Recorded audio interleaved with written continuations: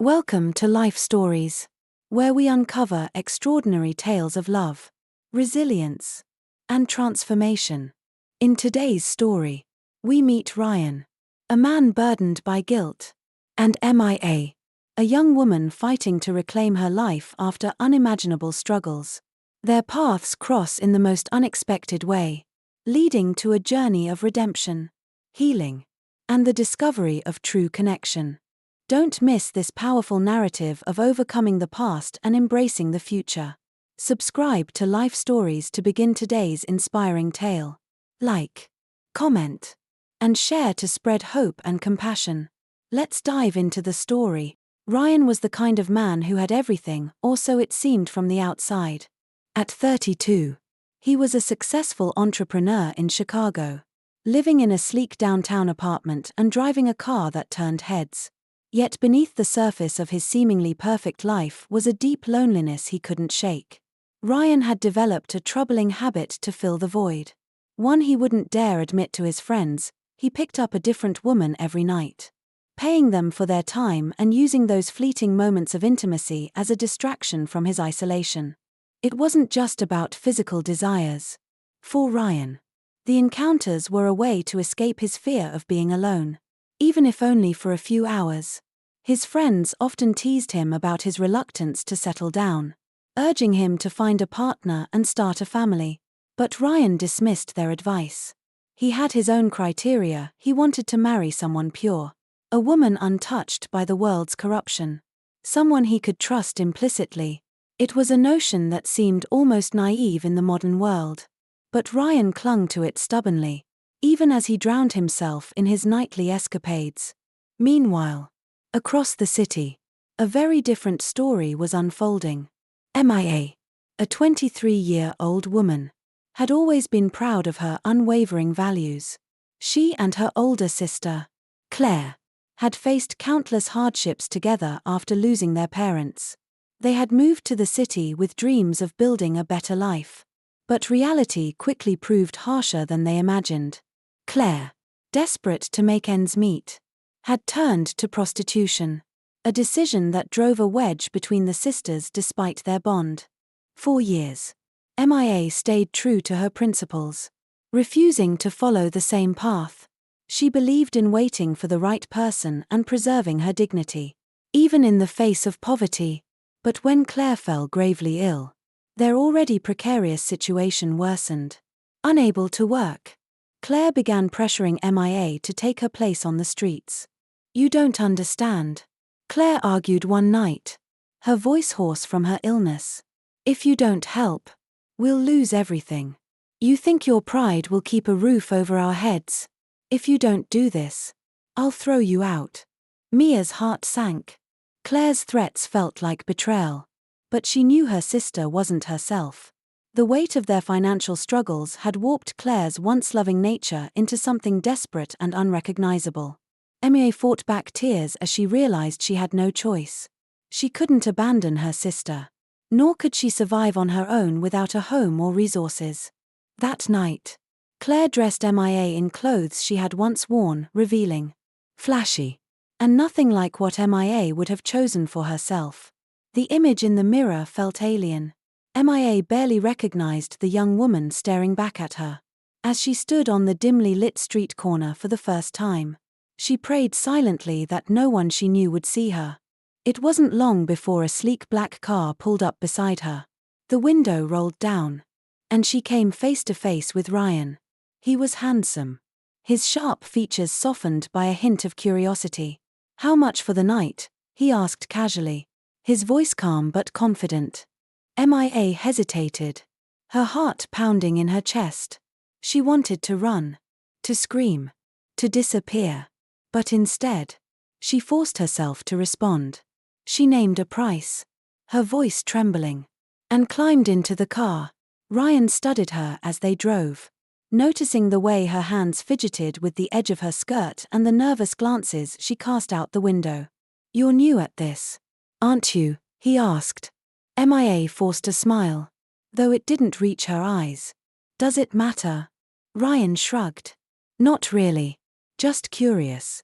He suggested they stop at a club for a drink before heading to the hotel. MIA reluctantly agreed, unsure how else to navigate this unfamiliar situation. At the club, Ryan offered her a glass of wine, but MIA downed it too quickly, hoping to dull the anxiety twisting in her stomach.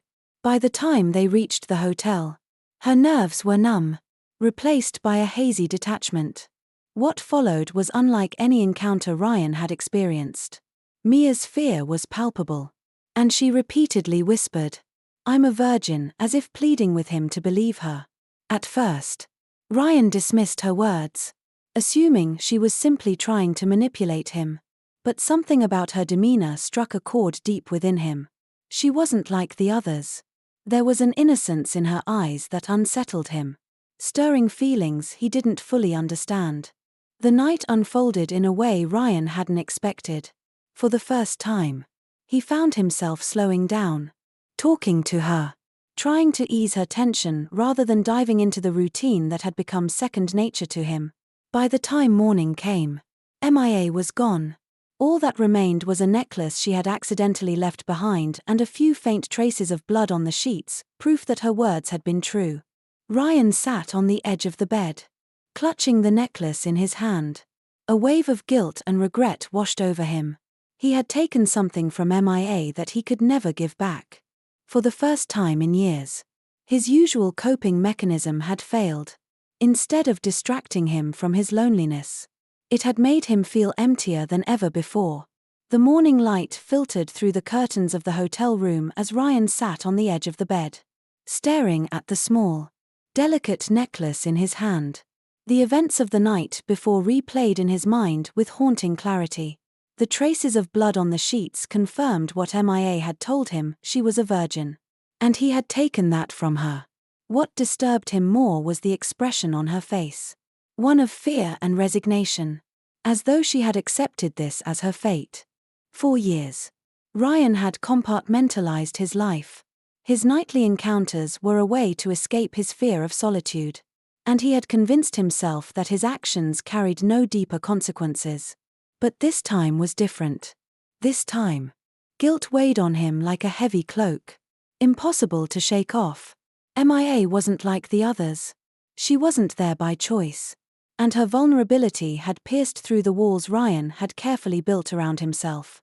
Unable to stay in the room any longer, Ryan grabbed his coat and left, the necklace still clutched in his hand. He drove aimlessly through the city, his mind racing.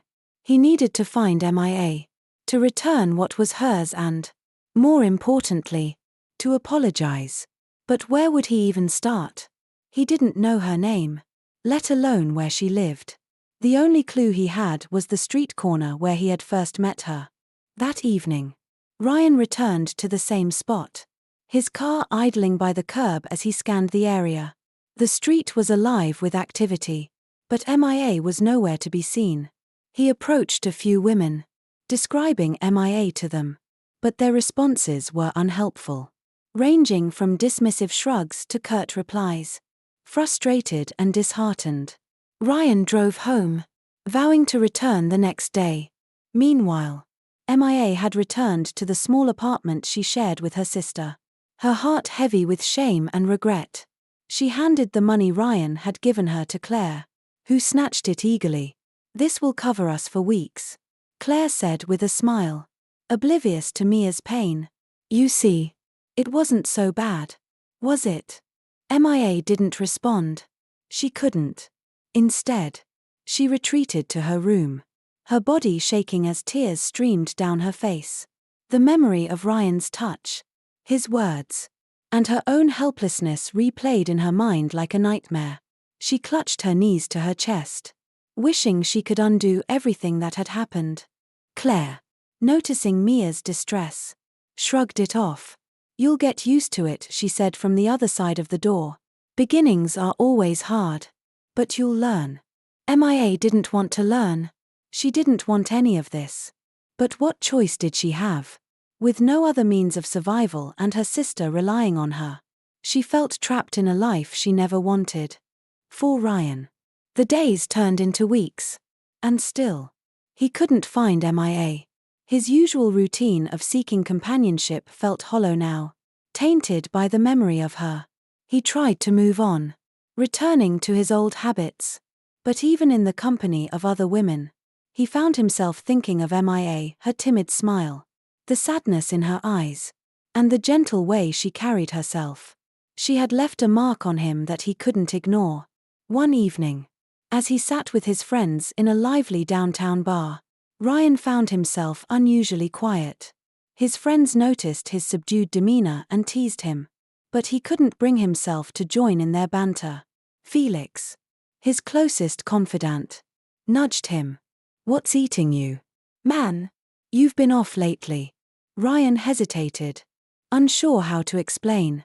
How could he tell them that he was haunted by a girl he had known for one night? They wouldn't understand.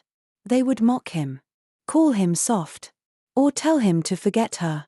But he couldn't forget her, and that scared him more than anything. The guilt and longing gnawed at him, keeping him awake at night. He knew he had to find Mia, not just to apologize but to make things right.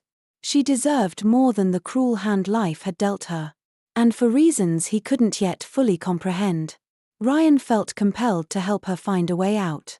For Mia, each day after that fateful night was a battle against herself. She felt tainted, as though the innocence she had guarded so fiercely had been stolen, leaving her hollow. Claire, oblivious to her sister's internal torment, carried on as if nothing had happened. The money Mia had brought home seemed to restore Claire's confidence, and she began pressuring Mia to return to the streets. "It's not like we have another option," Claire said dismissively one evening, counting the money with a satisfied grin. "We need to survive, and you're good at this." Mia recoiled at her sister's words. "Good at this? How can you say that? Claire, do you even care how I feel?" Claire sighed, exasperated. "Feelings won't put food on the table or keep a roof over our heads. I did this for years. Mia, it's time you grew up and accepted reality." But Mia couldn't accept it. That night had left her broken in ways she couldn't articulate. The thought of repeating the experience made her stomach churn. Desperate for a way out, she began searching for work, applying for any job that didn't require experience or qualifications she didn't have. It wasn't easy. Most employers dismissed her politely, while others barely listened to her before saying no. Still, she persisted. Mia was determined to rebuild her life, no matter how long it took. After weeks of searching, she found a job as a cleaning assistant at a small office building. The pay was modest, but it was enough to cover her share of the rent and buy groceries. For the first time in weeks, she felt a glimmer of hope. Claire, however, was less than supportive. "A cleaning job," she scoffed. "You'll never make enough to survive on that. You're wasting your time." But Mia ignored her sister's remarks. The job wasn't glamorous, but it gave her a sense of purpose. Each day, she scrubbed floors and wiped down desks, finding solace in the simplicity of the work. It wasn't much, but it was hers, and it allowed her to reclaim a small piece of herself. Meanwhile, Ryan's search for Mia had grown increasingly desperate. His guilt over their encounter consumed him, and he couldn't shake the feeling that he owed her something, an apology, a chance to rebuild, or perhaps just the truth about how deeply she had affected him. Yet, despite his efforts, she remained elusive. One evening, as Ryan sat with his friends at a bar, Felix showed him a photo of a woman he had recently met. "What do you think?" Felix asked, grinning. "She's a stunner, right?"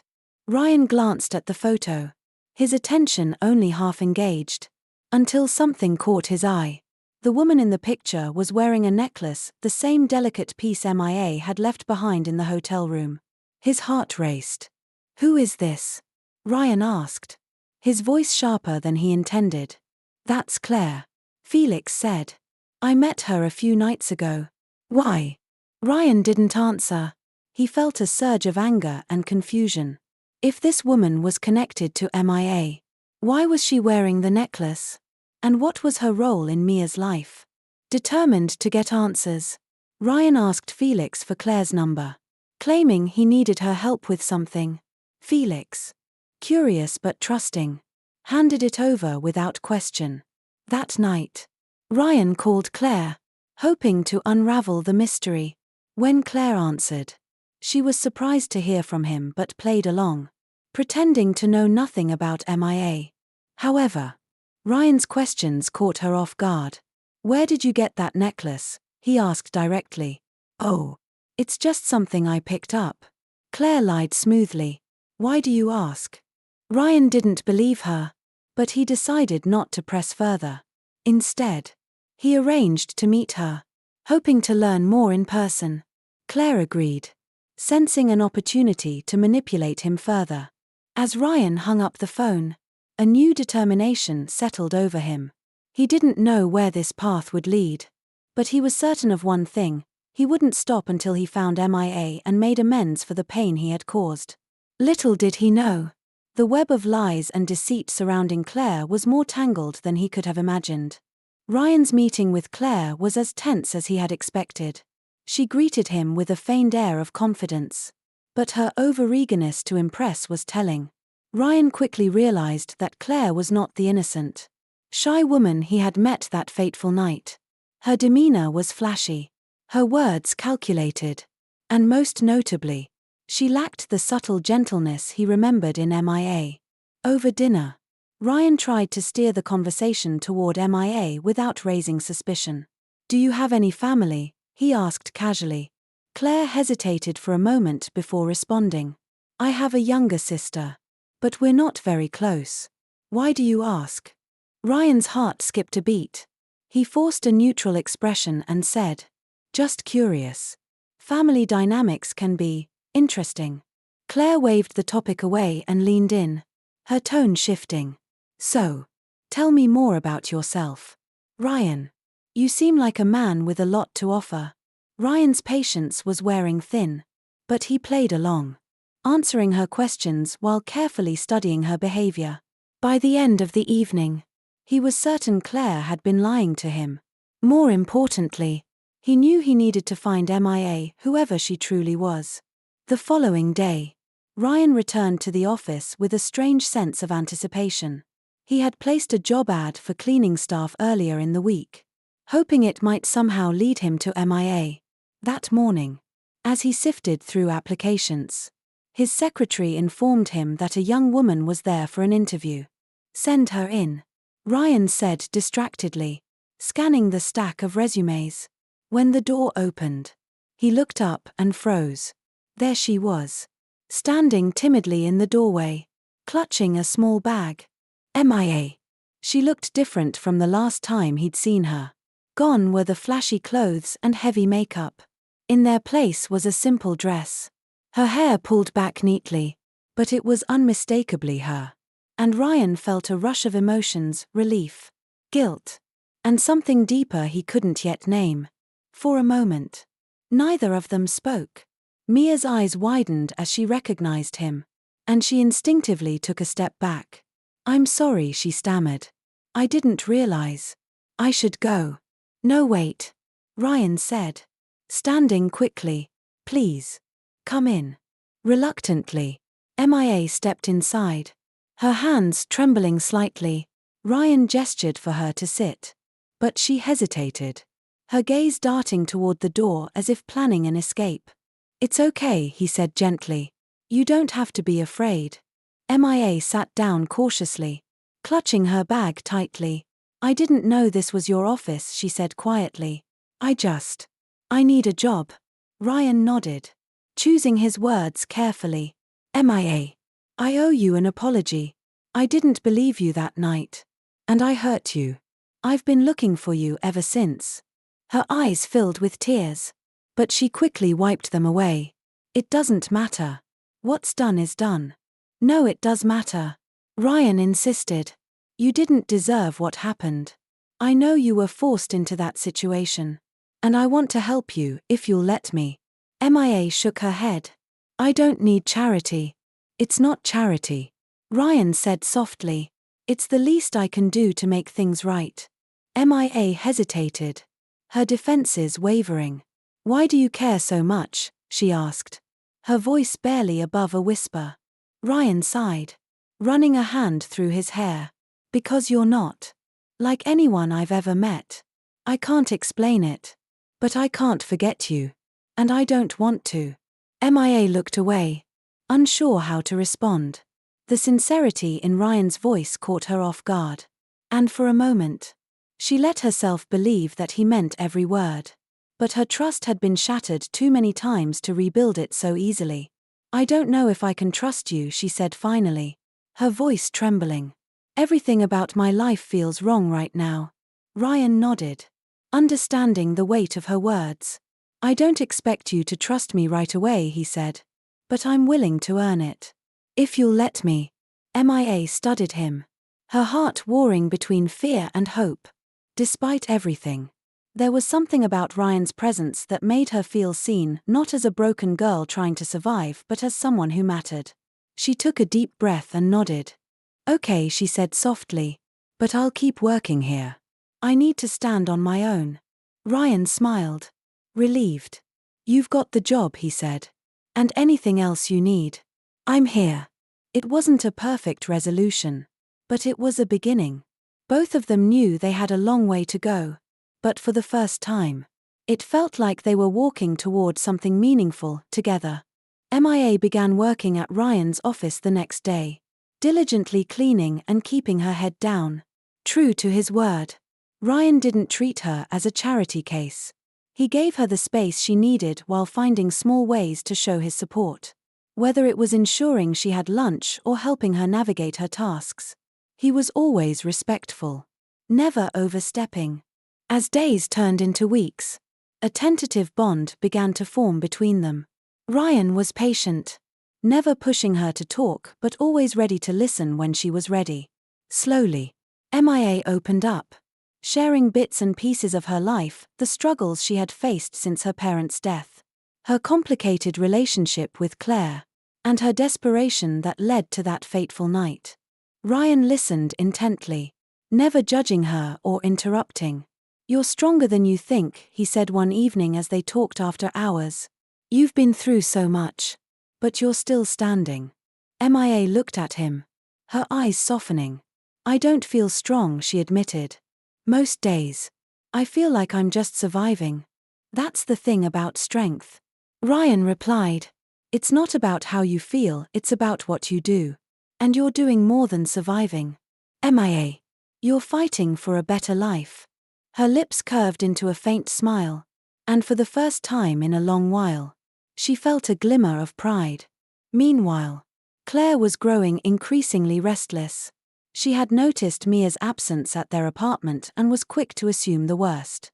Claire's jealousy and bitterness festered, fueling her determination to interfere. She couldn't bear the thought of MIA moving on while she remained stuck. Claire began calling MIA repeatedly, but MIA avoided her calls. One evening, Claire's frustration boiled over, and she stormed into Ryan's office, demanding to see her sister. Ryan, startled by her intrusion, quickly realized who she was. So, you're Ryan, Claire said, her voice laced with venom. The man who thinks he can swoop in and save my sister. Ryan folded his arms, his expression calm but firm. I don't think of it that way. I'm just trying to help. Help? Claire scoffed. Do you even know her? Do you know what she's been through because of you? Ryan felt his patience wearing thin. I know enough to see that she's trying to rebuild her life. And I'm supporting her in that. Claire narrowed her eyes, her tone turning accusatory. She doesn't need your pity. If you really cared about her, you'd stay out of her life. MIA, who had been cleaning in another room, heard the commotion and came out to see what was happening. Her heart sank at the sight of Claire confronting Ryan. Claire, what are you doing here? MIA asked, her voice a mix of frustration and fear. I'm trying to protect you, Claire said, her tone softening. You don't need him. MIA. You've got me. MIA shook her head, her resolve hardening. You're not protecting me. You're trying to control me.